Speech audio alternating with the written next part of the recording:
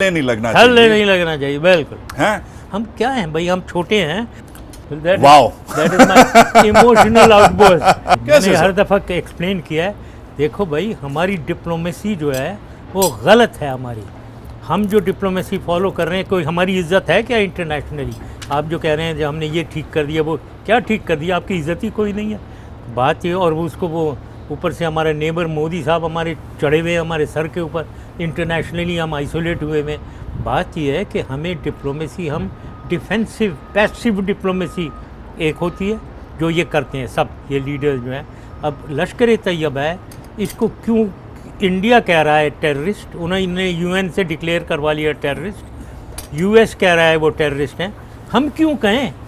मतलब हम क्यों कहें? हमारे उन्होंने क्या टेररिज्म किया भाई? अब तो यूएन ने भी कह दिया ना देखें सर। बात ये है, तो हम क्यों माने? वो गुलबशन यादव का मान रहे हैं कि भाई वो नेवी का कमांडर है, वो मान रहे हैं कि वो मुसलमानों के साथ हिंदुस्तान में क्या हो रहा है, वो मान रहे हैं कि वो जो ट्रेन में जो समझौता एक्सप्रेस को ब्लो अप किया गया था, सर्विंग मेजर था, उसको हमें दें आप। कोई नहीं मानता है। तो बात यह है कि हम क्या कर रहे हैं?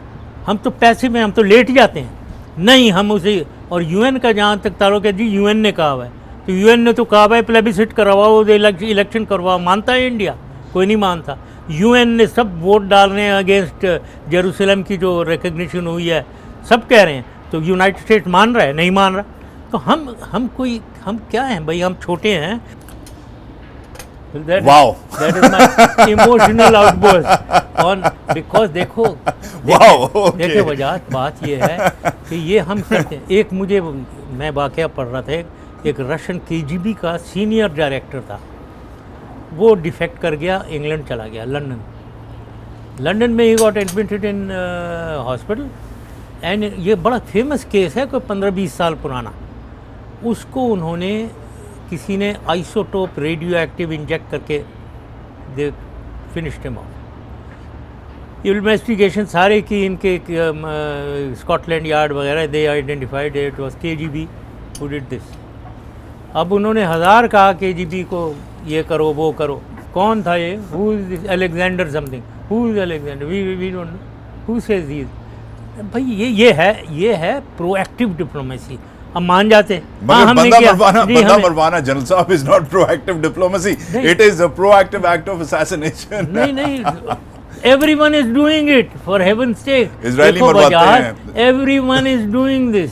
अगर हम समझ रहे हैं हम करेंगे तो हमें यही करना चाहिए जो दुनिया का तरीका है। तो आप कह रहे हैं कि मुल्क दुश्मन कोई बाहर बैठा है दुबई में या लंदन में, मरवा दो उसे? हम तो नहीं मरवाएंगे, लेकिन वो खत्म हो गया, हमें तो नहीं पता, किसी ने मार दिया होगा उसे। Do you have someone in mind? I have many in mind। बात ये है, this is the way of the world, ठीक है, डूइंग दिस। तो आप, जो मुझे समझ आ रही है जनरल साहब, आप कह रहे हैं कि as a proud Pakistani, as a proactive diplomat, aggressive diplomacy करनी चाहिए।